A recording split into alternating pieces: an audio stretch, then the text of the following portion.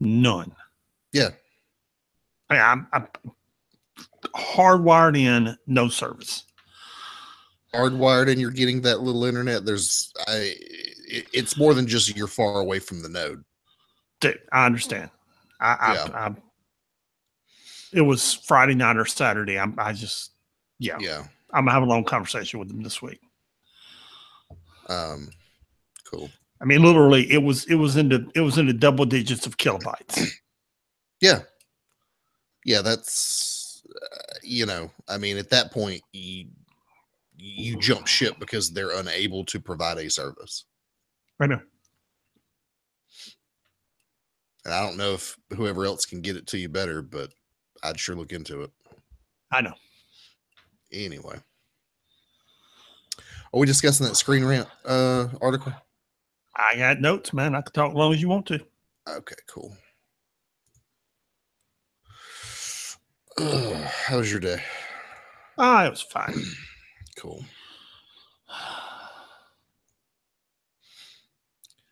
You ever heard of a band called the Drive-By Truckers? I've heard of them. I haven't listened to them. You'd like them. Okay. They're a Southern rock band from Alabama, so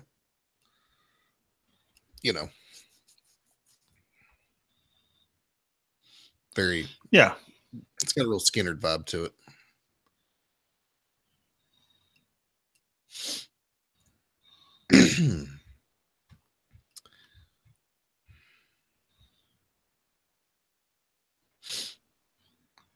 Trying to remember if I've used these before. If you don't want a sarcastic answer, then don't ask a stupid question. That's funny. Have I used that? I don't think so. Even if you have, we can recycle it. Okay. Have you posted a note yet? That's a good one. Not yet. I was just about to. All right, hang on. Let me tap it on there.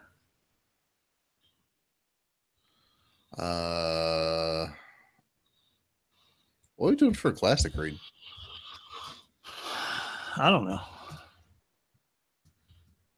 Hang on, I'll come up with something. Okay.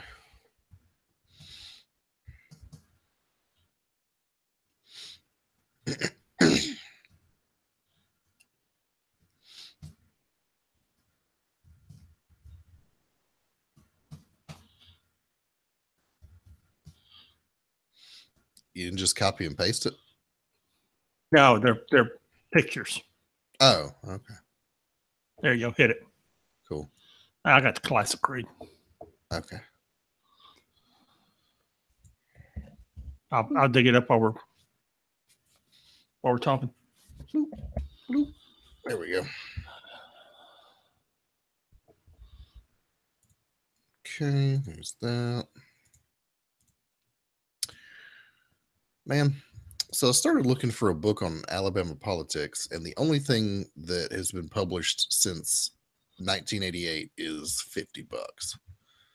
And it's a deep dive. It's comprehensive, but it's a $50 book for 260 pages. What it's going to tell you is how corrupt they are. Yeah, but that's what I'm looking for. I'm looking for,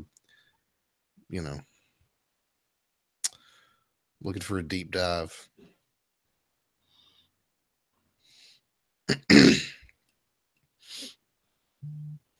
Only recently realized how long George Wallace was really in power in Alabama. Decades. Basically 30 years. I was thinking late 50s to late 70s. 60, 61, 62 to 80, 84. If you count about that. If you count when he ran his wife. Yeah, I mean, right. They put term limits in, so he ran his wife one time, and she got elected. Then he ran again. Yeah.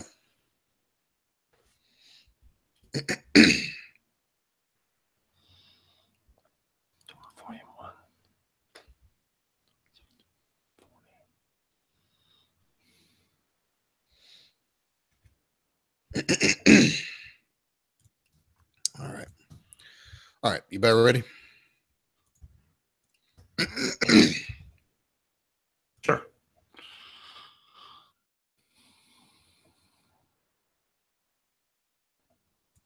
Yep.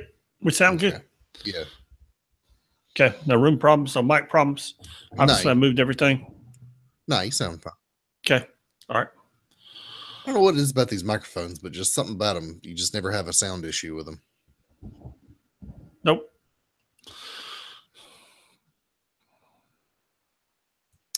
Who are we this week?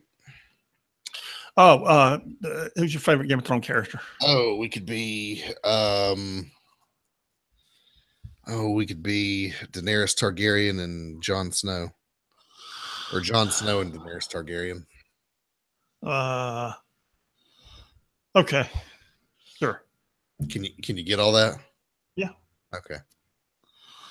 Dave, what do you mean? Can I get all that? Yeah, I can get all that. Because Daenerys Targaryen has more than 3 syllables in it. Oh, dude. That's insulting. What are you doing? Getting my iPad. I left it at the other end of the table. Daenerys Targaryen has more than 3 syllables. Jerk. I'm just giving you a hard time, man. All right. You got the intro ready? Next time I'm able to function as a human being more than 10 hours a day or 12 hours a day. Your body shuts down after 12 hours a day. I need to go to sleep. I can't do anything. Sorry. I worked. I'm sorry that I enjoy more than 3 hours of sleep a night. I worked today. I can't do that. I don't know. I worked 3 days in a row. I work 12-hour shifts, man. I do what you do in 5 days. I do in 3. So how many hours do you work in 3 days? 40. Okay. I work 50 or 60 in, 5. So who's working more? I mean, yeah, but I get what you're saying, but mine's crammed into 3 days. Mine's crammed into 5. Okay. That doesn't mean I don't like sleep. That's the point. You're fine with sacrificing sleep and only sleeping about 20 minutes a day. So I like at least 6 to 8 hours of sleep because I don't function well otherwise. Okay, here we go. And you like to give me and Amanda a hard time because sleep is good for you, and you seem to think it's immoral. I don't think it's immoral. Yeah, you do. I think sometimes you think it's lazy. Oh God, no. Dude, no. Why do you think I sleep half the weekend? That's what I'm saying. Like you don't get, you spend all weekend sleeping, so. No, I don't think it's lazy. Okay. I think sometimes you just got to sacrifice to accomplish things you want to accomplish in life. I was willing to do that this morning. I know. I got sidetracked. Yeah. 3-syllable words.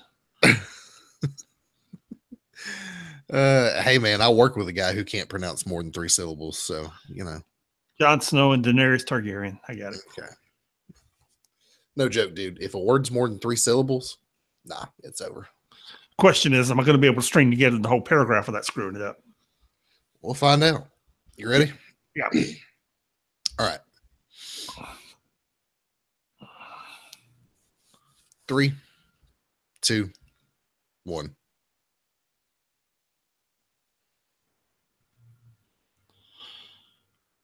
What is up? This is the 6 Month Behind podcast for a week of 7/10/17. I am Pat. And I am Sean. And we're the Jon Snow and Daenerys Targaryen of the Marvel Unlimited world, just here to bring you everything there is and all the realms that is, to just explain it to you and share it with you. All the books that came out this week. Okay, maybe not all the books because there weren't very many, but what's there, and just enlighten you with our wisdom. Indeed. How you doing, man? I'm good, dude. Game of Thrones is back. It is. We're excited. Yes, it's on right now, and we're doing a podcast instead of watching it because we're dedicated. We are dedicated. Despite the dedication argument we were having before we went on the air, we are dedicated. Yes, we're dedicated to this podcast. And you're right. Yes. We only had like what 13 books this week, which is a drastic difference from the last two or three. Yeah, and only got one book in the dump. Yeah, one single book, and it was a Deadpool book. Yeah, only one. Because you can never have too much Deadpool, which we're going to discuss. We are. Yes. Nah, I think you can have way too much Deadpool. Yeah. Yeah, Yeah. you can. Which Yeah. is we are definitely going to discuss. Yeah. If you want to tell us how much Deadpool you like in your life, you can email us at 6monthsbehind@gmail.com. That's the number 6monthsbehind@gmail.com. You can also visit our website, www.6monthsbehind.com. and give us a follow on Twitter at 6monthsbehind. That's at the number 6monthsbehind. The website has it's got first, it has all 60 US Avengers covers. Okay. All 60. All right. And I haven't gotten around to it yet, but 50 of the covers, or 54, or however many. By the way, when did like Canada become a state and Puerto Rico become a state? Because each state got its own cover. Okay. And Canada and Puerto Rico were each states that got covers. I don't understand. I don't get the Canada thing. I guess just because they probably sell in the Canadian market and it's another incentive. Puerto Rico has been trying to become a state for a while, and that's just never going to happen. Anyway, they got covers, and I'm like, okay, because they built this flag out of it, which I'm going to put on the website at some point. Okay, so if you like arrange all the covers just right, you'll notice like some of them are red, some of them are white, some of them are blue. So if you arrange the covers just right, you get a flag. So it's 5 by 10, so you need 50.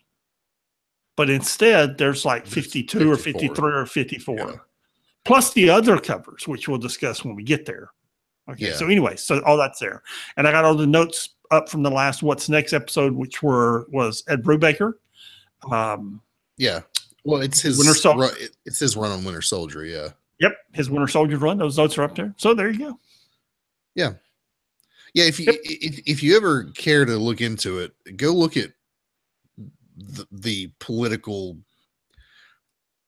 system that Puerto Rico exists in with the United States, and the fact that they want to become a state, but the U.S. government essentially won't allow them because, they get the tax money without the need of representing Puerto Rico in your day-to-day politics. And I don't know, something about taxation without representation. I don't know. Yeah, I don't know, man. That's never been a problem. Nah, never been an issue at all.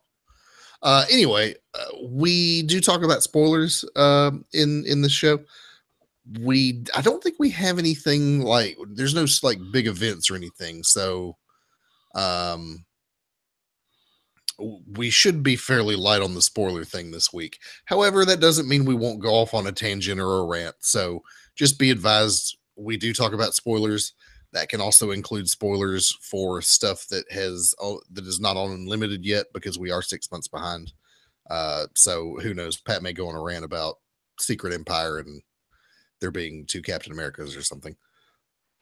I actually am going to go on a Captain America rant, but that's another issue.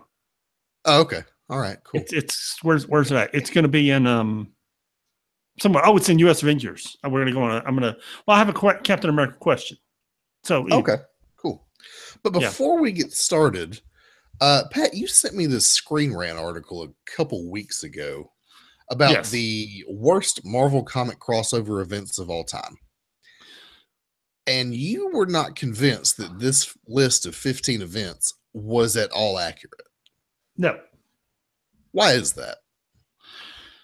Well, do you have the list pulled up? I do somewhere. Yeah. Okay, read the list to us. So let's run down the list real quick. This is what Screen Rant said are the 15 worst comic book crossovers of all time. Number 15, Civil War #2. 14 is Maximum Carnage from the 90s. 13 is Original Sin. 12 is Secret Invasion. 11 is Inferno. 10 is DC versus Marvel. 9 is Maximum Security. That's 8 bad. is Secret Wars 2. That's bad. Yeah, that one probably deserves to be on the And list. some of these deserve to be on the list, particularly as you keep going toward number one. But keep Yeah. going. 7 is Axis, which I don't even remember. That we discussed that last week. That's where the Red Skull got Xavier's brain and swapped everybody around. Okay, somehow I don't remember much from that. 6 is Ultimatum, and maybe. 5 is Heroes Reborn, needs to be on the list just for that awful Rob Liefeld art. 4 is One More Day. 3 is Avengers: The Crossing. I don't That's even know bad. what that is. That's bad. 2 is Onslaught. Yeah, maybe. And number 1, of course, is The Clone Saga. Also probably deserves to be on the list. Probably at number 1. Okay. What's the title of the list? 15 worst Marvel comic crossover events ever. Okay, ever. Okay. When you say Ever. that, you don't say the modern era. You don't they put no qualifier there. Okay. They said ever, because when I was looking at the list, because I sent you the Wikipedia list, and I'm going to post both these lists on the website. Okay. I'll do it as soon as we get through. They didn't qualify it. All right. They didn't say modern age, silver age, golden age. There was no qualifiers there. They said ever. Okay. Mhm. And when you say ever, you can throw out the golden age stuff. You can throw out the stuff in the 40s, 50s. You can even throw out the stuff from the 60s. Okay. And we can just start counting in the 80s. And I came up with 2, 4, 6, 8 crossovers that deserve to be on the list. Okay? Yeah. And I think some of these don't deserve to be on the list. Yeah, that's the point.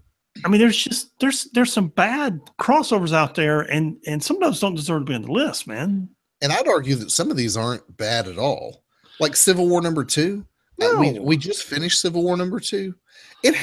Listen, it had its issues. Not just the fact that it shipped late, which I think is why it ended up on this list. I think it ended up on the list because it shipped late and everybody got fatigued with it. That's why everybody has such a negative view of it.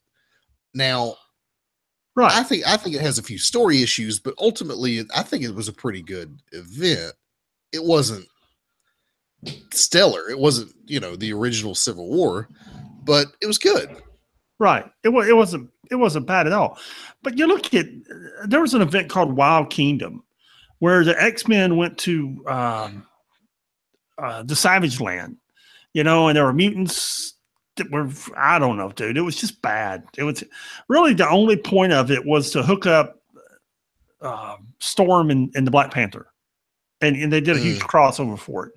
Operation Zero Tolerance, where all the heroes had gone on, I think it was when they did Heroes Reborn, and everybody was gone, but the X-Men and Peter Gyrich and some other guy, that is basically Bastion, tried to eliminate all the X-Men. Dude, just yeah, that's when they became like the Purifiers and took that weird religious bit on the whole thing, isn't it? Operation Galactic Storm 1992 was basically a rehash of the Kree Skull War, and it crossed over like every Avengers book, and which was like Avengers, West Coast Avengers, but it was like in every single character's book. So it was in like Captain America's book and Iron Man's book and Thor's book, and it just went on for like, it seemed like forever. I'm sure it was only 6 or 9 months. But it was in every book, man. It was like, this thing's never going to end, and it was just bad. You had this thing called the Corporation back in the, I think it was early '80s with Captain America that went on for like 3 years. You had the Wraith War, which with ROMs. Y'all probably don't even remember ROM. Who was this robot they came up with that tried to sell toys, and they crossed it over through several books trying to get ROM popular and trying to, so they crossed it over with a bunch of books. Atlantis Attacks, which we talked about earlier or in previous episodes. There's just so many bad crossovers out there, which if you're going to say ever, okay, you're going to say ever. And notice I just started in the 80s. Okay. Yeah. If you're going to say ever, you include those. Okay, don't just include things. You got a writer in his late 20s, and he just throws in the things he remembers in his late 20s. Well, I don't even know about that, but none of these events are beyond 1980. I mean, none of these events I don't think happened they in go the back before 19. Inferno is the 80s. That's Yeah, Inferno's the 80s. that Okay. and Secret Wars too, but that's probably the oldest one on the list. The rest of it's all mid 80s up to now. Which Yeah. Some of these do deserve to be on the list. Especially But that Marvel DC stuff wasn't bad. I've never read it. Maximum Carnage isn't bad. It's one of the iconic Carnage stories. Dude, Secret Invasion's on here. That's not bad. Yeah, no, Secret Invasion was great, and it issued in a great time in the Marvel Universe. I mean, you had all the villains being heroes.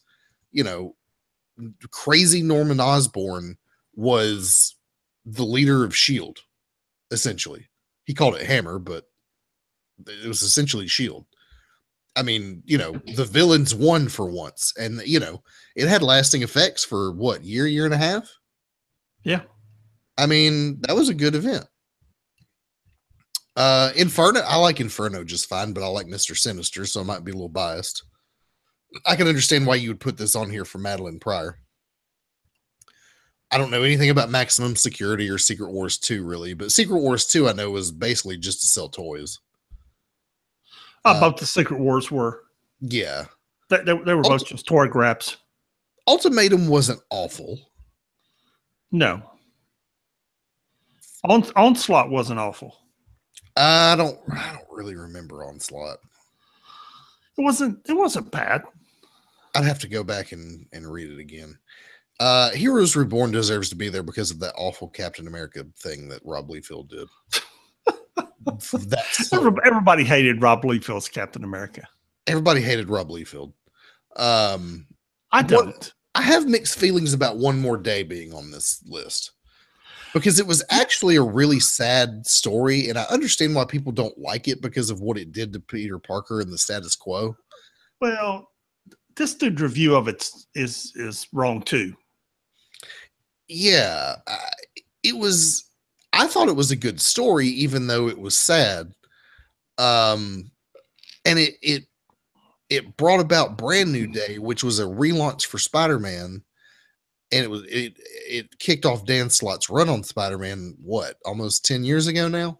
Right. And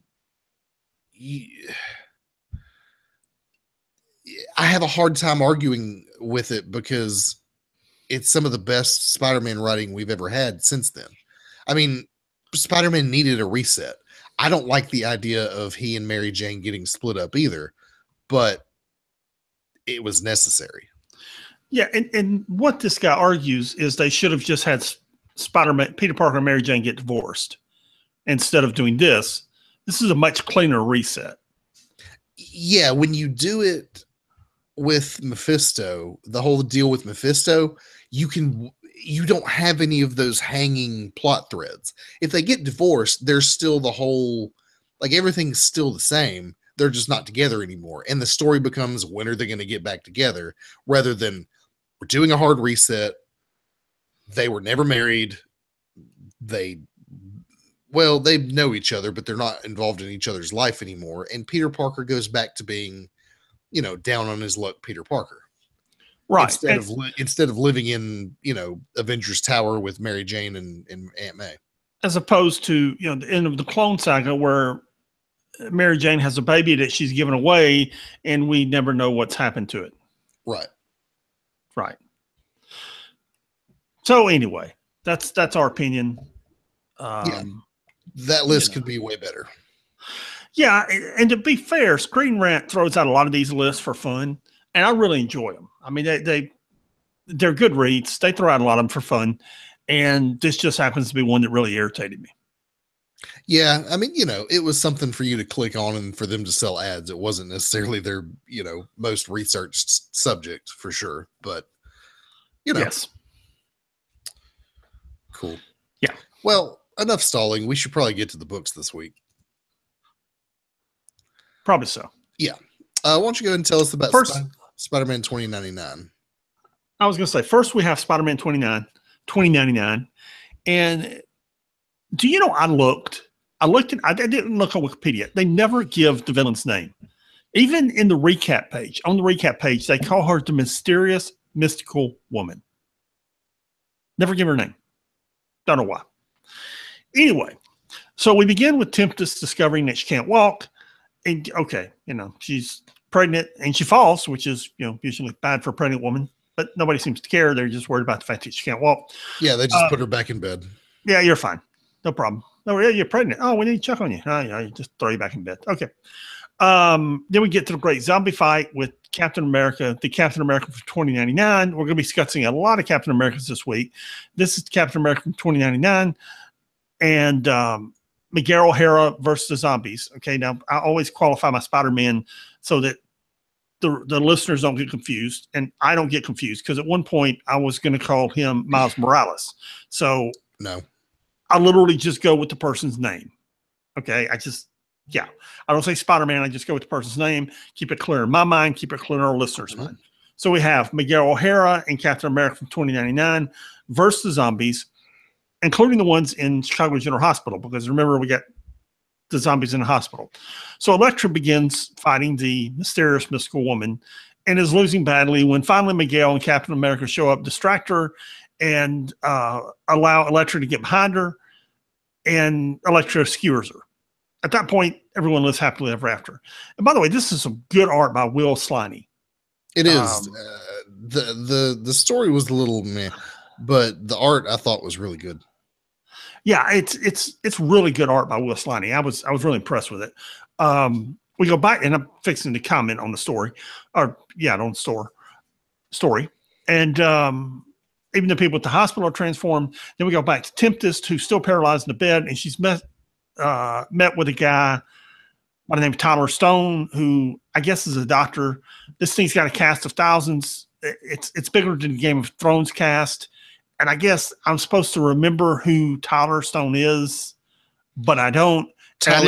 They discussed it earlier in the book. Tyler Stone is the father or grandfather of Miguel O'Hara. Okay, but what does he have to do with going and seeing Tempest? There's no T there. It's just Tempest. Tempest. Like Tempest. A storm. Tempest. Oh, whatever. I don't care. What does it have to do with it? Well, she's carrying Miguel O'Hara's baby, so something to do with that. Right, maybe? But I mean, how is he going to heal her, and what does it have to do with her? I guess we'll find out next issue. This book continues to be confusing. I enjoy the book. I do. Yeah. I enjoy Peter David's writing. And I like Captain America 2099. Right. But the book is just, it's hard to keep up with. And there is a T on it. Tempest. That's Tempest. I'm looking at it right now, dude. It's Tempest with a T. Okay. Maybe I'm wrong. Tempest with a T. Okay. Well. Okay. Anyway, dude, I enjoy the book. It's good. It's just it kind of is what it is. So anyway, there are no IVX books this week. There are no X-Men books this week. We do have Avengers books. We have 2 Avengers books. So why don't you tell us about Avengers number 3? Yeah, I'm looking at it too, and it's Tempest. EST. Yeah, Tempest. Tempest, not Tempest. Okay, whatever. Avengers number 3. Yeah. So I've really enjoyed this book. This has probably been my favorite Avengers story they've done since they relaunched with Secret Wars.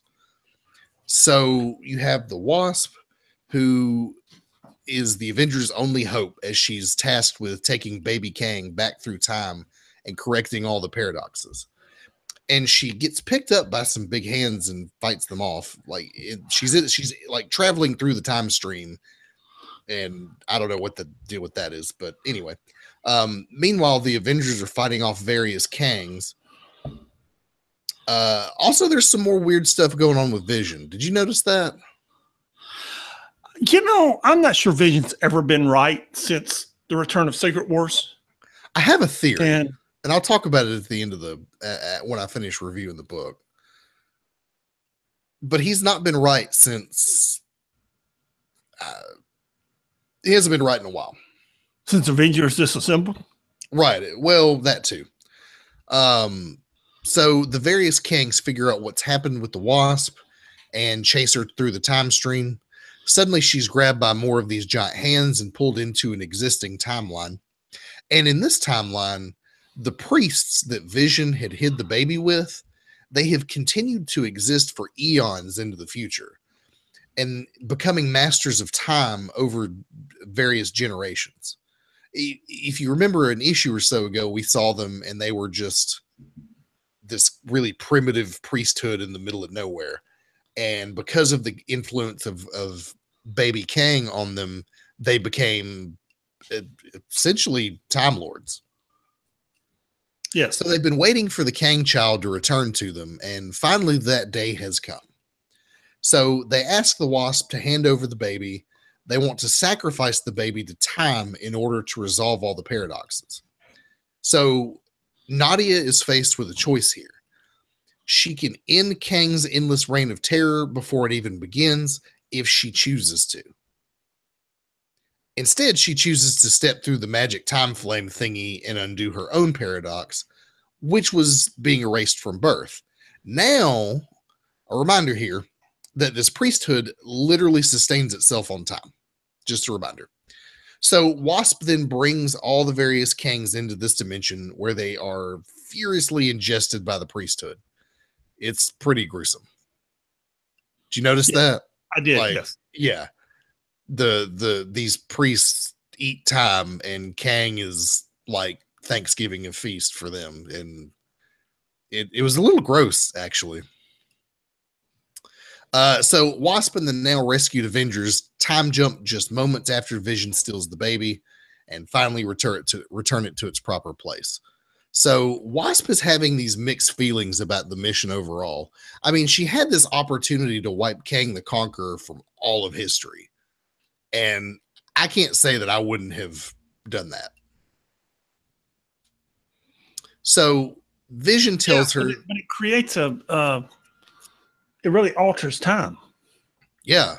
Who knows what effects? Right. Well, that's part of the problem, but also killing a baby. But it's ultimately the baby Hitler thing. Like, if you could travel back through time and kill Hitler in his crib, would you do it? You know, and if you did, what would the world look like afterwards? Right. That's kind of the whole thing here. Right. So Vision tells her that she did the right thing and tells her to console herself knowing that there is a reason that Kang must be allowed to grow up. Then he whispers something in her ear that we don't hear. And I have this theory that somehow the Vision and Kang are the same person.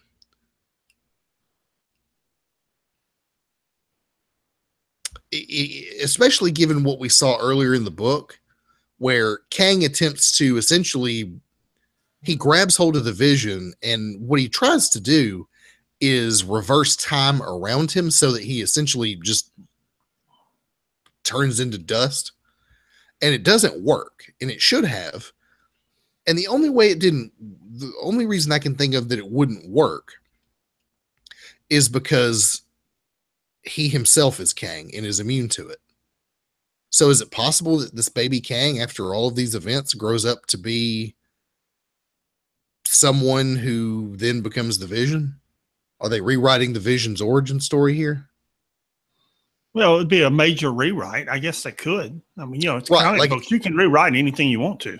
Right. Like it's at some point, Kang becomes the Vision, just the same way he became Rama Tut, and the same way he became the Scarlet Centurion and Iron Lad, and or we can skip ahead a few books, and I can give you another theory. Nah, I want to preserve the mystery.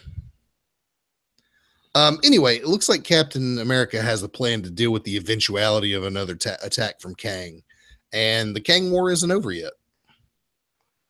Yeah, there you go. I'm Sam really Wilson, Captain America. right, Captain America. Yeah, but well, we have several Captain Americas running around. Yeah, he's the Captain America on this team. I Okay. really like this book.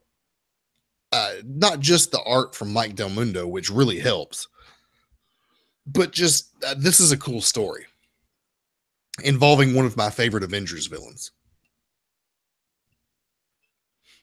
Yeah, it is. It is. It is a cool story. Yeah, It's a very cool story, and I really enjoyed it.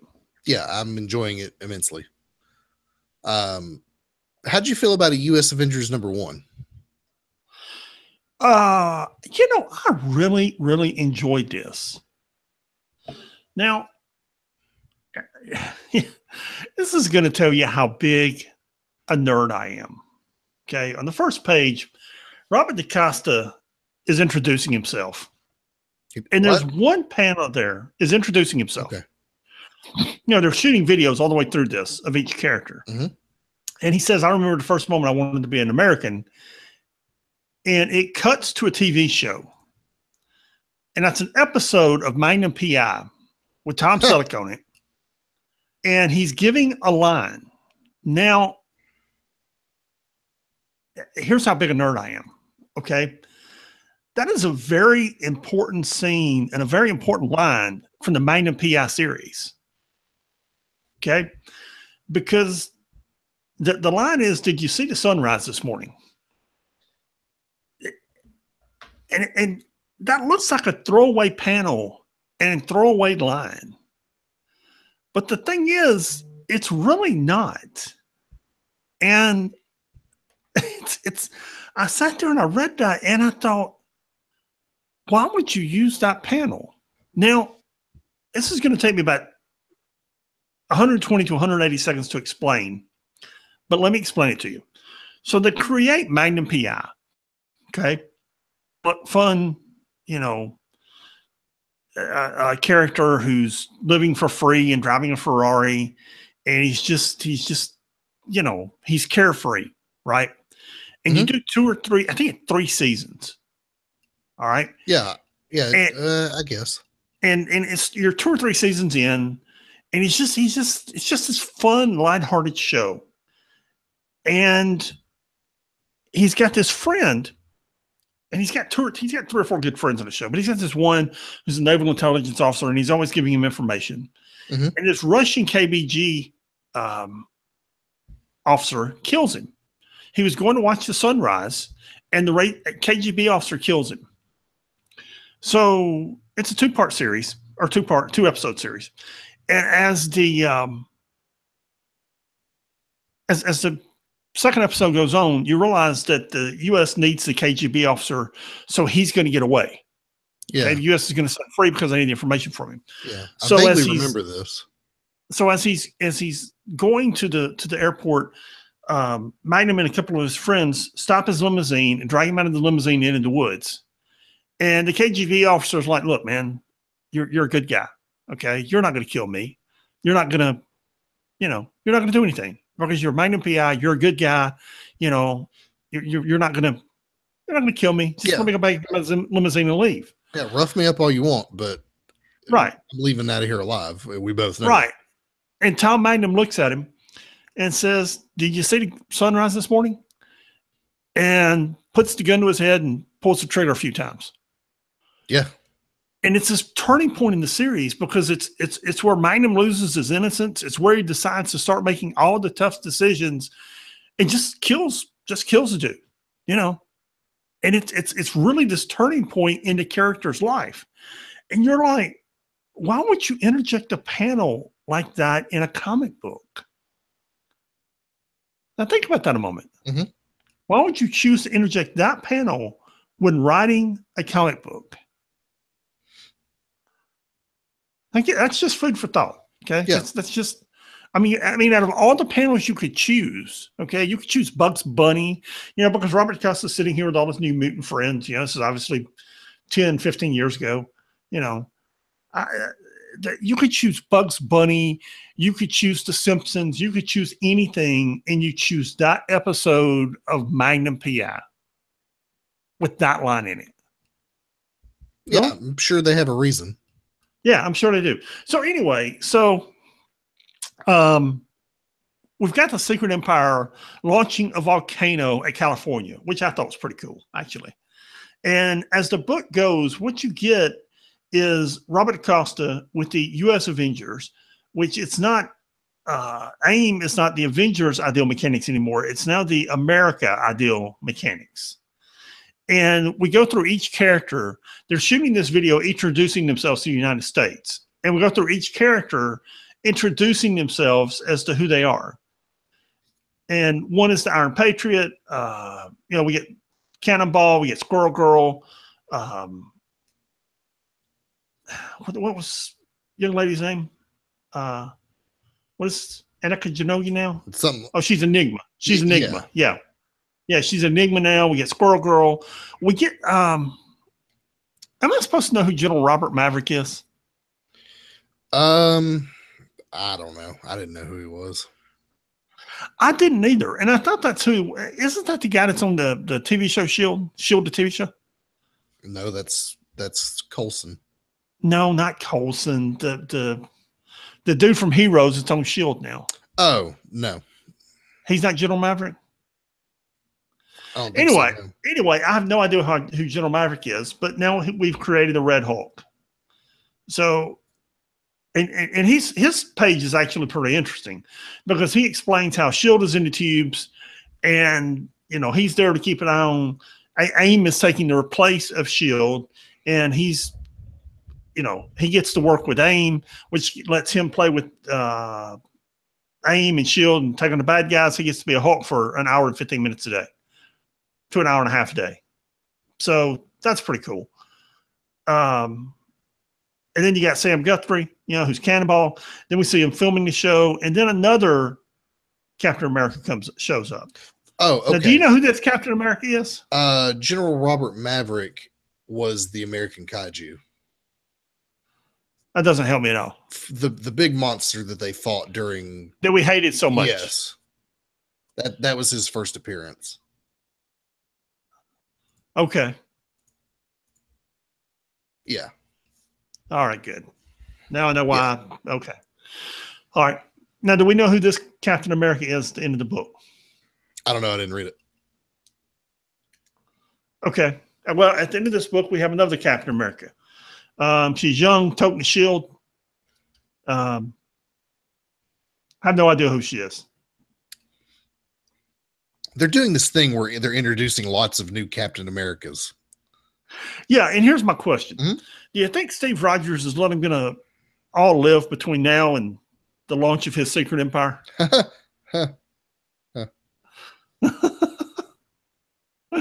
Of course not. Of course not. You think he'll lock them up in internment camps or kill them all? Oh, I don't know. I don't either, but she's got a shield just like his. And at some point, at some point you wonder whether he's going to kill him or lock him up in internment camps or what he's going to do with him. Yeah, she's apparently some Captain America from the future. Of course she is. Because we don't have enough of those running around either. Right. Okay. It's actually a very good book. I really enjoyed the book, the art. They did a good job of introducing all the characters. This is a good book. And I did enjoy it. Do you know who this Gold Skull is? Oh, you didn't read the book. Okay, never mind. No. It was one of those, I thought I read the book, and then I realized a few minutes ago that, I guess I didn't read this. Yeah. I have no idea who this Gold Skull is. Yeah, me either. I don't know, didn't read it. Yeah. So anyway. Good book. I really enjoyed it. I think it's going to be good, and I'm looking forward to it. Yeah, since I apparently didn't read it, I am going to go back and read it, and because I was looking forward to this. Yeah, and now I see the artist. Paco Medina is the penciler, and this is very good. He did very good with the art on this. Right. Okay. Yes. Yeah, I can't find anything about this new Avenger, this new Captain America. Uh,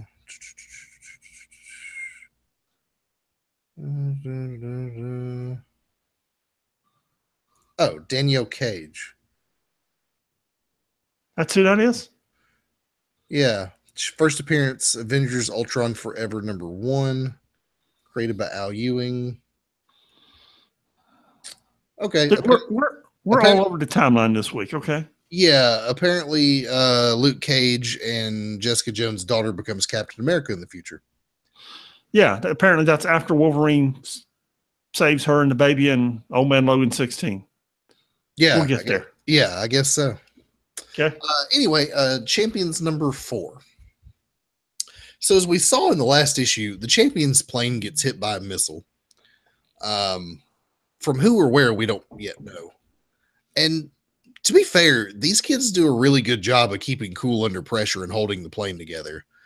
And they manage to make a water landing, and from there, they're trying to figure out what to do next. So they have Viv go up and try to locate some sort of landmass, and she's able to do so, and they quickly begin heading towards it when they're suddenly confronted by a ship full of Atlanteans. The Champions are quickly captured by the Atlanteans and imprisoned. But Viv, using her phasing abilities, is able to phase through her prison and release all the others, who, despite 20 minutes ago not being able to fight off these Atlanteans, make pretty quick work of them, and they escape. And next issue, Gwenpool's going to join the Champions, so I guess this book was good while it lasted. Oh, what do you have against Gwenpool? I have this weird love-hate thing with Gwenpool going on because I actually find the book to be funny, but it's the same problem I have with Deadpool. It gets the slightest bit of popularity and all of a sudden it's everywhere. Deadpool's on every team and every book. Gwenpool's everywhere. You're trying to cram Deadpool into everything. Heck, in a few minutes, you're going to talk about Deadpool the Duck, where Howard the Duck is Deadpool. Let's just do that now and go. Okay. Keep going. I'm done. You can talk about Deadpool the Duck if you want to. This book I'm not talking about was okay. But you're right. Here's the thing. If I had one Deadpool book a month, or even two, and you presented me with Deadpool the Duck, I would say, okay, this is a funny story. It's entertaining. It's actually a decent little plot. This is neat. The problem is we're presented with, I've lost count of how many Deadpool books are coming and going, how many limited series there are. It's just like every month it's Deadpool and Gambit, it's Deadpool and Spider-Man, it's Deadpool and the Mercs for Money, it's Deadpool and the other Mercs for Money. It's just Deadpool. And I get Deadpool and Duck. I get another Deadpool in the 80s. Yeah, I get another Deadpool. It's Deadpool in black. I get another Deadpool book, and I'm like, holy cow, really? Just really? And yeah, go ahead. No, you go ahead. They're shoehorning Deadpool into everything they can possibly think of in order to sell comic books, and you're oversaturating the character. And neither you or I dislike Deadpool. I love that Deadpool movie. That movie's great. I like the comics. I like the comics before the movie was out. I liked Deadpool before it was cool to like Deadpool, before half the population of the planet knew who Deadpool was. I like Deadpool. But holy crap, dude. Enough. Stop shoehorning him into everything. Like you said, he's a Deadpool the Duck where Howard the Duck is Deadpool. That's ridiculous. It would be a funny one-off, or if you're just making a joke book, but you've got like 5 other of them. You've got Gwenpool.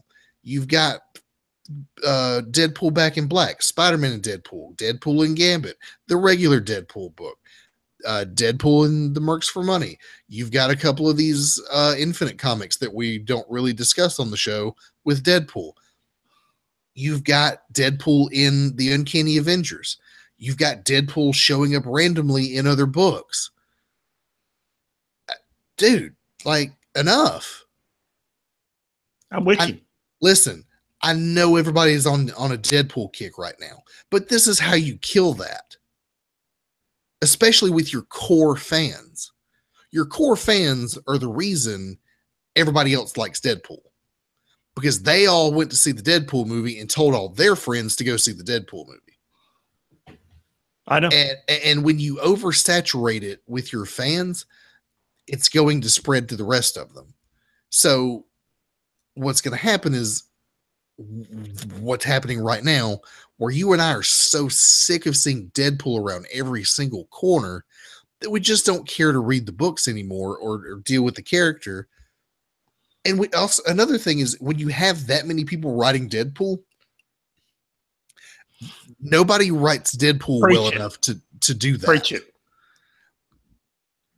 Gary Dugan, Gary Conway, Brian Posehn, Dan Slott could probably do Deadpool, a few others, but otherwise you end up with just a really cliche Deadpool instead of who Deadpool is, and you dilute that character.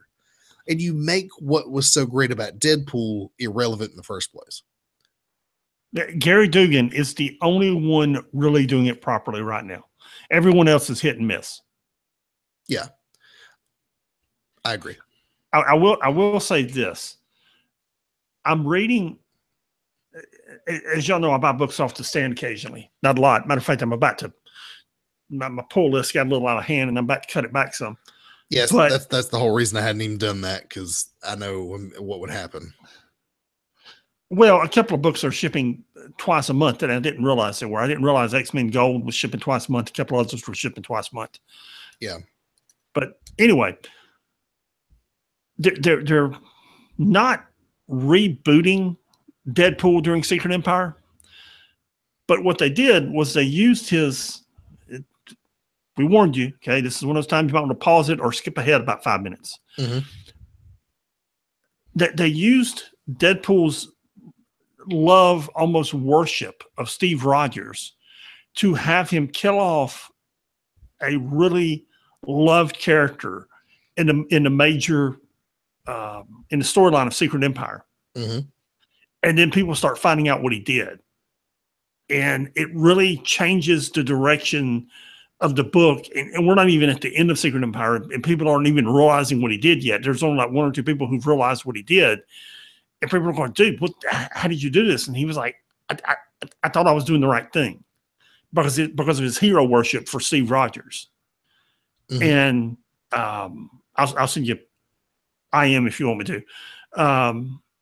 But he did this, and it's really screwed up the what. And I think at this point they've canceled, because of Secret Empire, they've canceled everything but the main Deadpool book, and they're turning the character back to where it should be, and they're getting him back on track, and Jerry Dugan's getting him back on track. That's good. So in 5 months you'll see what he did, and yeah. It's pretty heavy. Yeah, it's pretty heavy. I don't know if they're going to resurrect the character at the end of all of it, but it's again, you may yes if you want me to IM you, but it's pretty heavy. So anyway, it's Howard Duck's trying to just get out of town. Rocket Raccoon has rabies somehow. Deadpool has got Wolverine in his head. SHIELD sends Deadpool to kill Rocket Raccoon. Deadpool's using a goofy transporter.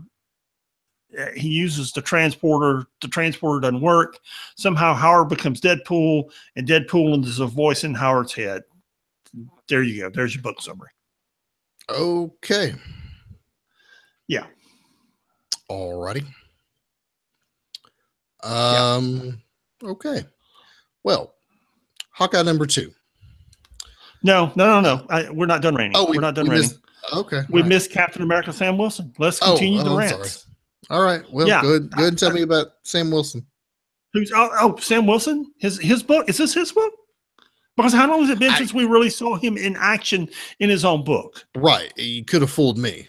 Okay. It's been like what? 3 issues, 4 issues since we saw him in action in his own book. The last time we saw him was a wrestling themed book. Yeah, yeah, but he wasn't in action. He just went and hung out at the wrestling matches. Right, but that's the last time he was really in the book at all. Right, and he like makes a cameo at the beginning of the book and then makes a cameo at the end of this issue. So you got the new Falcon. I don't know what his name is. You know, and they're Ariel Connor, who's some girl, is making she's a female commentator on Fox or whatever their equivalent of Fox is here in the Marvel U. And she's ranting and raving about him being an illegal alien. And oh, wait, there's Sam Wilson for 3 panels. Okay. You actually get his bite for a panel. I guess we can count that as 4. So the girl's going to speak at Empire University. So he and Rage go over to Empire University to confront her. Somebody's trying to kill her. They choose to save her. She doesn't know what to do because they save her. And then she still goes on a rat. And then there's the Falcon. There's Sam Wilson for another 3 panels. Then they save her, and everybody's lives happily ever after until Rage gets jumped by the Americops at the end. There you go. Yeah, I didn't even deign to finish this book. But this is the piece of crap issue that Nick Spencer wrote that he got so much heat for, deservingly. Now, why do you get heat for it? Well, what he did, because of the antagonists in this book, what do they call themselves? The Bomb Squad or something like that? Yeah, the Bomb Squad. Yeah. Yeah.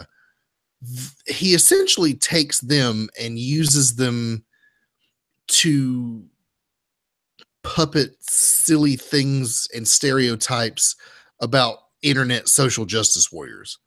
And that's a whole thing that I'm not going to get into because it's a big can of worms.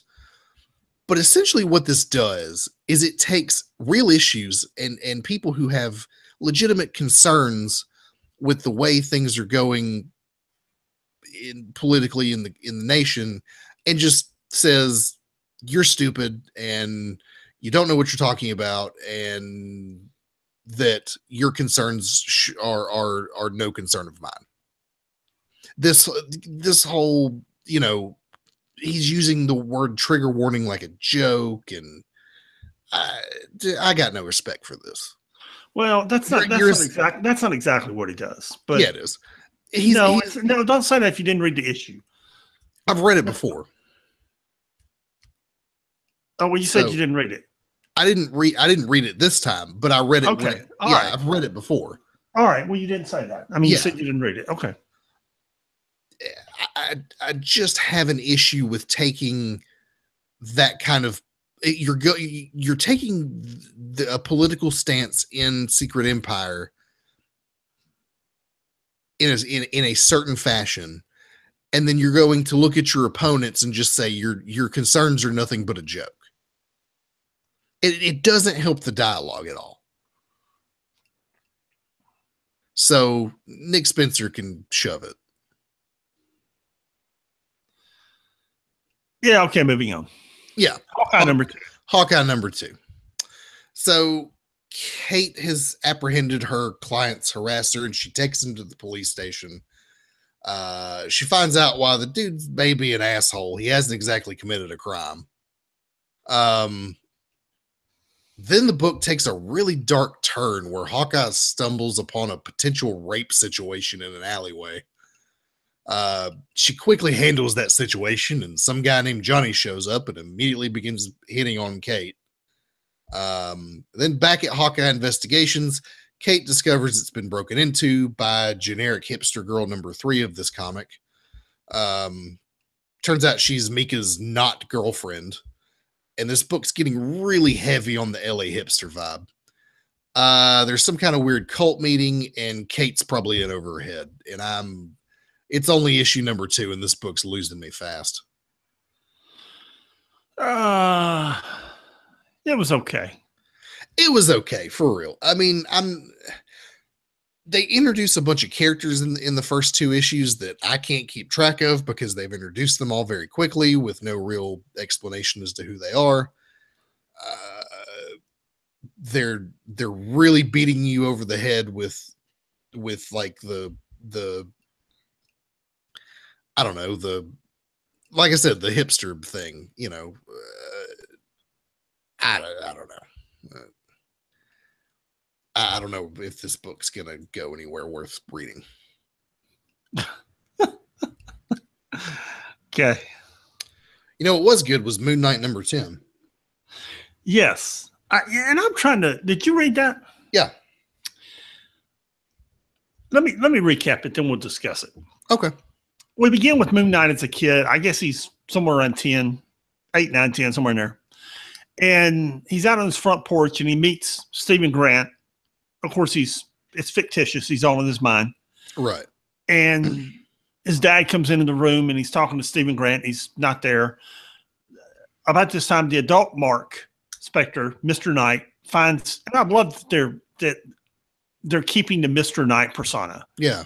Instead of going back to Moon Knight, they're keeping the Mr. Knight persona, which I forget who created that. It was the last series. I forget who it was. Anyway, I like that they're keeping the Mr. Knight persona.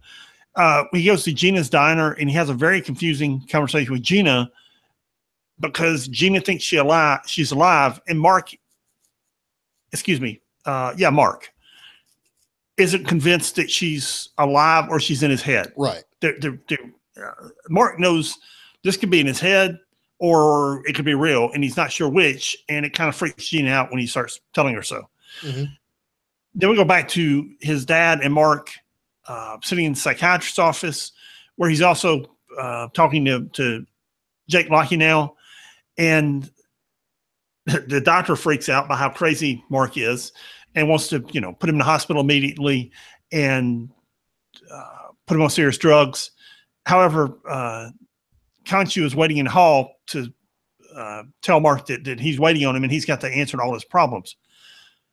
At this point, we skip ahead to Mark going into the sewer. He's basically retracing his steps to the hospital is what he's doing. Yeah. To get back to the hospital, he's got to cross the river again. To do that, he's got to travel with Anubis, and he basically just wants Anubis to take him, and he wants Crowley's soul back. Who? Anubis. No, Anubis. Anubis. Yeah. No, Anubis. Anubis. Yeah, Anubis, definitively. Anubis? Yes, Anubis. Okay, I never heard him before, so what? Yeah, whatever. He's the most well-known of the Egyptian gods. Okay, I did too. I'm not up on Egyptian gods. Okay, all right. They don't happen to be the god I worship, so I'm not up. They're not the god I worship either, but from a mythology standpoint, Anubis is pretty well known. Okay, and Anubis should be Anubus, not Ani. No. Anubis. Okay. Mm-hmm. All right, whatever. Yeah. So Anubis, you happy? Yes. Okay. Do we need to start going over all these names before every episode? No. We need to just start having a pre-meeting and go over everything. I can't believe you don't know who Anubis is. I don't care. Okay. Continue. Thank you. I appreciate it. So, where was I? And you've completely thrown me off. He's in the sewer. Yes. Making a deal with Anubis to get Crawley across, to get Crawley's soul back, to get across the friggin' river, to get back to the hospital. Anubis wants something from inside the river. Moon Knight goes in and it ends badly. Yeah. Yeah. Yeah. It's a really good book, man. Yeah, it's a good book. What else was really good was Nova number 2. I enjoyed Nova number 2 quite a bit. Yeah, I did too. It's good having Rich Rider back. Yeah. So Sam senses what he thinks is his dad, but it's actually Richard Rider. I guess Sam just thinks everything is his dad. So that's what's going on. Is this like that kid's book, Are You My Mother? But it's Are You My Dad? Apparently, yeah. Are you my space dad? Are you my space dad? Are you my space dad? Weird anomaly. Are you my space dad? Anyway, so there's something weird and sinister going on now that Richard Rider's back alive. And they fight off this tentacle monster for a little bit. And once that's done, Sam actually turns on Richard, unconvinced that it's really him. And I'm not convinced it's really Richard Rider either. Are you? I don't know what's wrong with him. I'm convinced it's Richard Rider. I don't know what's wrong with him. Yeah, I don't know. So Sam takes him to Amadeus Cho's flying burrito truck to run some tests. They confirm it's really him and banter about him being old and surrounded by teenage superheroes because all the champions are there. There's actually some pretty funny jokes in there that I relate to. Yeah, I mean, it's some funny banter. That's part of what I enjoyed about the book was, this banter is pretty good. Then they go to Sam's house and hang out with his whole family for a while because apparently there's a family reunion he forgot about. Then they jet off to nowhere for a bit and hang out with Cosmo the dog, who's very funny. Have we ever seen Cosmo talk before? Dude, yes. Okay. I don't. And he's not technically talking. He's using mental telepathy, but yeah, all the time. Okay. All right. And then later, while they're hanging out in an alien space bar, the two Novas are ambushed by the mercenaries. It was all right. It wasn't half bad. No, it wasn't bad. No, wasn't bad at all. It brings us to Old Man Logan number 16, where we can discuss Kang again and we can discuss Danny Cage again. Which I don't understand why all these storylines are coming together at one time. Is it a coincidence? I think it has to be. Because I guess. Maybe it has something to do with each other. I don't know. I don't know. But anyway, Logan wakes up back in the future, in the Badlands, not knowing how he got there, actually very confused. He starts trying to remember things. He remembers receiving a distress call from Puck and from Alpha Flight and going to the space station, and it was being overrun by the Brood. Whenever you get stuck for an X-Men storyline, you default to the Brood. That always works for you. I like the Brood. I just think they've been overused over the years. Yeah. Okay. That's a fair argument. I mean, I just, yeah, I don't know. Right. I've been reading a long time, and I think it's kind of a fallback when you get desperate for something to do with a X-Men book. That's definitely true for sure. So anyway, then we go back to the future, and Logan's trying to retrace his steps and figure out what's going on. And he goes to Las Vegas and he realizes something is wrong because Las Vegas isn't in the condition that he's in.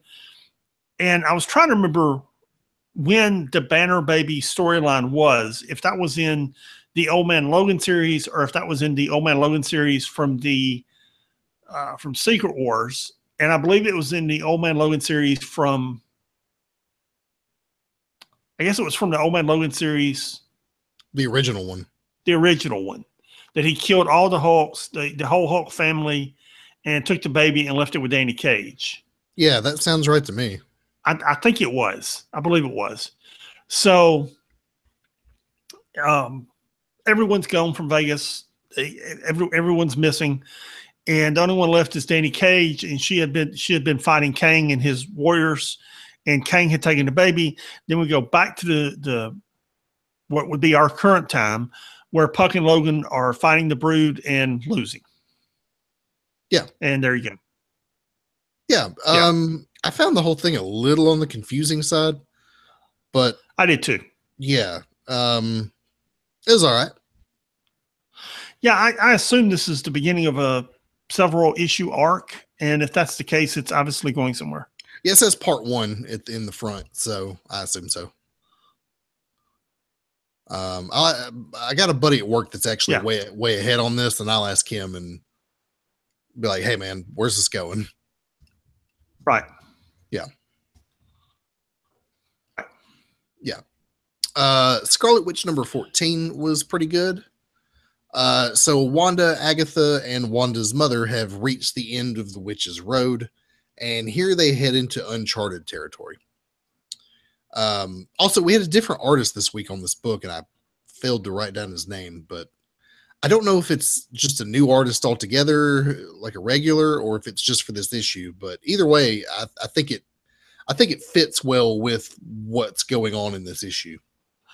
Yeah, there was good art and good color in this issue. Yeah, which has been the case for 14 issues now, but it's someone different. But they're, sometimes there's a book that comes out and the art's really good and it really fits the style of the book, and then about 12 or 14 issues in, they switch artists because it's been 12 or 14 issues, and the art style changes completely, and it just changes the whole tone of the book. Sean Crystal is the artist. Okay. And sometimes that will kill a book, and I feel like they wanted a different artist here, but someone who could kind of, it's not exactly like the old art, but it's enough like it that it continues the tone of the book. So anyway, the three witches find the chief deity of witches bound by chaos. They call in some help with Quicksilver and manage to fight back the Black Void together. However, it's too late for the chief deity of witches. Wanda's mother sacrifices her soul in order to revive their god, and as her final act as a Maximoff, she returns Wanda's youth and returns Agatha to life. I'm really glossing over a bunch of it here. There's some really good dialogue with her and Pietro and their mother, and Agatha. You really have to read it to appreciate it, but dude, this book's a real trip. Yeah, it's a good color in this book too. It's not just the art; it's the use of color in it. Yeah, it's really good. Every single issue of this book has been really good. Let's see, Chris Bruner does the color. Yeah. This is when this issue started back in the fall, or this started back in the fall, I really didn't think, Scarlet Witch, okay, it'll probably be good for 6 issues and then get canned. And I'm really glad it didn't. And I think this is the book that you've needed to really bring Wanda Maximoff back into regular continuity. Because we really haven't seen much of her since Avengers Disassembled, and that's been almost 15 years ago. Well, she wasn't working as a character then. Right. Like, she just became really difficult and problematic. Yeah, I mean, and she in her origin and her story was all confused, and you had her in the Vision, and you had those kids that existed and didn't exist, and right. It was just a confusing mess, and it was just you do Disassembled, you do the House of M, put her on the shelf, and that's what they needed to do for a while. Right, and then you have this series where they really straighten out her background. They straighten out her origin story. They straighten out who she is as a character now. The whole thing is a journey of her going from who she used to be after House of M to who she is now, and really getting her head on straight. And I could see her, back on another Avengers team or something relatively soon. Yeah. Yeah. But she was on that Uncanny team a couple of years ago, but wasn't she? Maybe. I really don't remember. I don't know. Anyway. Yeah. Then we get to another book that I didn't expect to enjoy nearly as much as I did enjoy it. Me either, man. I really enjoyed this book. Yeah. The Unstoppable Wasp #1. So for those who haven't been paying attention, Hank Pym was married before he married Janet Pym. Janet Van Dyne, whatever.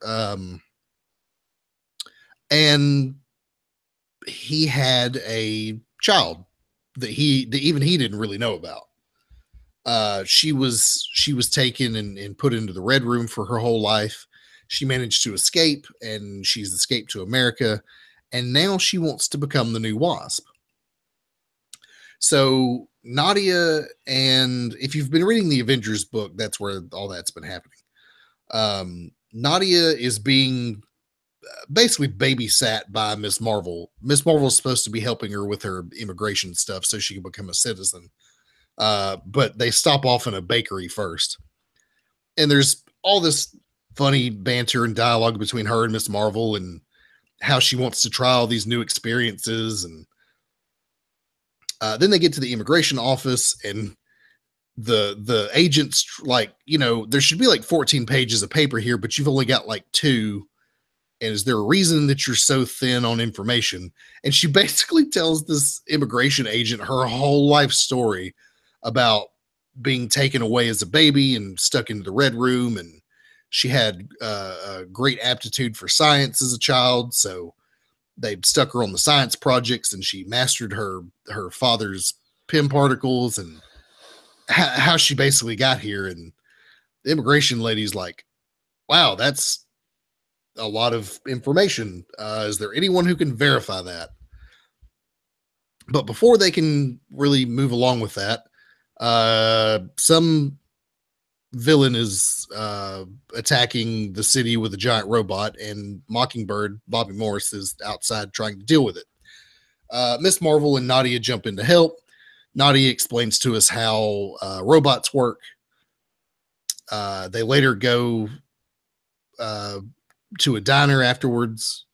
And I thought the way that she beats the villain was really funny by basically using Dazzler's music. That was interesting. Yeah, and Bobby Marcy is making jokes about them being young and she being old too, which I can relate to. Yeah. So they go to a diner afterwards, Bobby, Nadia, and Miss Marvel. And that's where Nadia finds out that this is Bobby Morse. And she explains to her that, growing up, Bobby Morse was essentially her hero for being such a brilliant biologist. And Bobby gets all teary-eyed because nobody ever remembers anything aside from she's married to Hawkeye or was married to Hawkeye and hits things with sticks. And I actually, we saw some of this in that Mockingbird series from a few months back. They really tried to take Bobby Morse and put her on a science bent, which I like. So they leave the diner. Miss Marvel leaves them there, and Bobby Morse takes Nadia back to her home, which is actually Hank Pym's house, but he's dead, so Nadia lives there now. And they talk about all these different experiments that she's working on in different projects. And they have this discussion about the fact that there's essentially no women on the list of the smartest people in the world, and now that's changed with Moon Girl.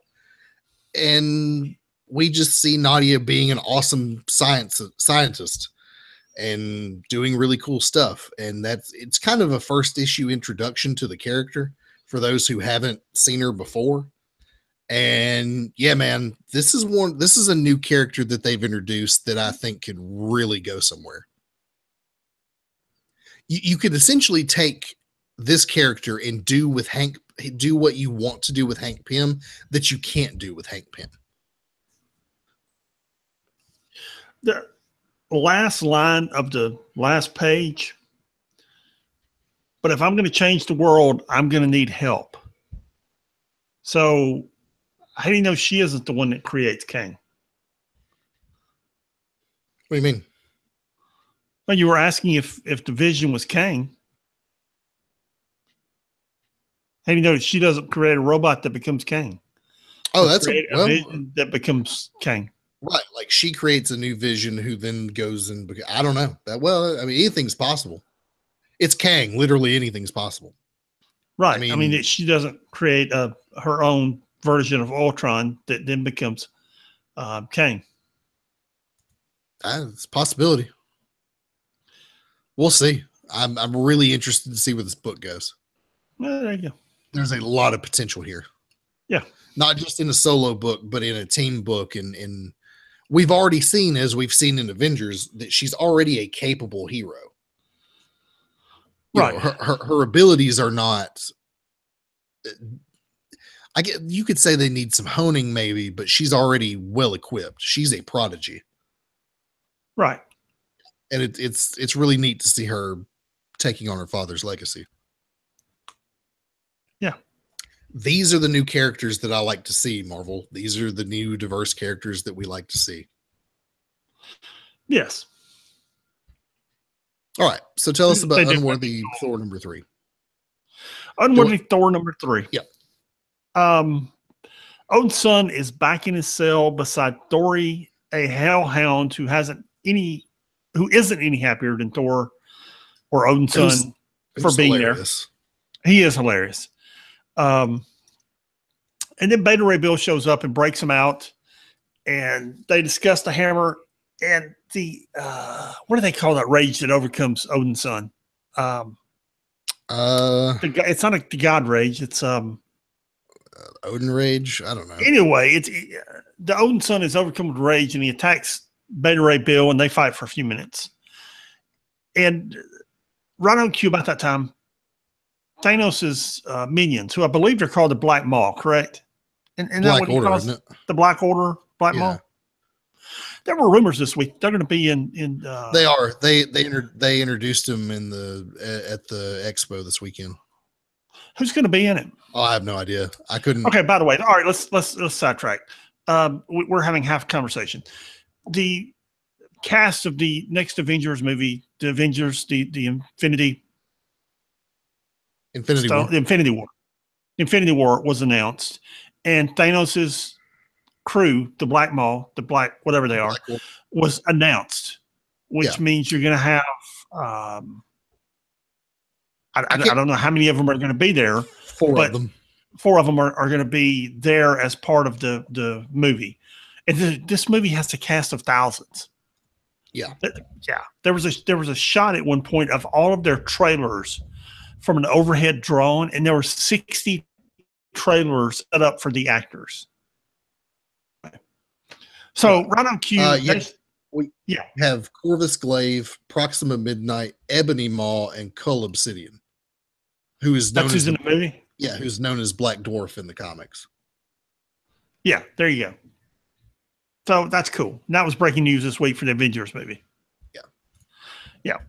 So right on cue, they show up to fight Thor, and one of the characters that's helping them in this, one of the villains who's helping him, decides that she doesn't want any part of fighting Thor and Bill, so they make a hasty retreat and decide to go directly for the hammer. And at that point, Bill and Thor put their differences aside, and at the end, I think it's a really cool scene. It takes a couple of pages, but Thor finally gets his act together and finally pulls himself together for the first time in however long it's been since he lost a hammer. Probably at this point, a year. Yeah, something like that. Sobers up and mans up, and it's he, the Hellhound. Is that Tooth Gnasher? Because he used to have two of those. Yeah, Tooth Gnasher, the goat. Right, because he used to have two goats. Now he only has one. Yeah. So Tooth Gnasher and Beta Ray Bill and Thori the Hellhound are fixing to go attack anyone who stands between them and the hammer. And you can tell it's going to be good. Yeah, I actually read all of this at once the other day because I picked up the trade on sale during that Amazon sale a couple weeks back. And this whole thing's really good. Yeah, it is good. Yeah. So anyway. Yeah, no Star Wars books this week. Pat, what was your favorite this week? Oh, dude, it was that Unstoppable Wasp book. It was good. Really? Yeah, it was actually better. It's almost always the Moon Knight book, but I wasn't expecting that Unstoppable Wasp book to be as enjoyable and as good as it was. Yeah. It caught me off guard. And you can always go with something like U.S. Avengers. U.S. Avengers was good, but you expect it to be good. But that Unstoppable Wasp book was surprisingly good and really, really enjoyable. Yeah, I went into it knowing I was probably going to like it just from the introduction we've had to Nadia beforehand. And I was still surprised at how much I enjoyed the book. However, it's going to come in second place to that Avengers number 3, which also featured Nadia. So, Yeah, there you go. But I just really enjoyed that story that's being told in Avengers 3. Yeah. Yeah. So we only had one single book in the dump this week. So there's that. And it's a Deadpool book. And if you just heard our rant on Deadpool, we're done with Deadpool. There you go. What's our classic read this week? The classic read, because we just got through discussing Beta Ray Bill, and this book is going to get continued. Not only whether the Thor book is going to get better over the next couple of issues, is Thor Volume 1, issues 337 through 340, which if you've never read it before, is the origin of Beta Ray Bill, written by Walt Simonson. Some great art there. Eventually, we're going to do that in What's Next. It's a few months away. Coming. Yeah. It's coming because there's some great storylines between here and there, but it's on the list. But that's a great read. It's 4 issues. It explains how he's really the first person other than Thor to have his own hammer and wield his own hammer. It's really cool. Yeah. And of course, Walt Simonson, classic Thor writer. Yeah, long run on Thor. Really long run on Thor. Yeah. I mean, he wrote Thor for 20 years? Dude, at least a decade, man. I don't know how long. A long time. Yeah. Absolutely. Cool. Well, that's pretty much it for this week. Want to encourage you to go check out What's Next, our other podcast where we tell you what you should be reading in the Marvel Unlimited app. This week it is Winter Soldier by Ed Brubaker. If you know Bucky from the movies, if you like the Winter Soldier movie, it's basically ripped straight out of these comics. If you want to get in touch with us, you can email us at 6monthsbehind@gmail.com. That's the number 6monthsbehind@gmail.com. Please visit the website www.6monthsbehind.com, where you can read about the crossovers and decide which ones you think should be on the list. Yeah. And Pat, before we go, do you have any wisdom for our true believers? If you don't want a sarcastic answer, don't ask a stupid question. There you go. All right, everybody. We'll see you next week.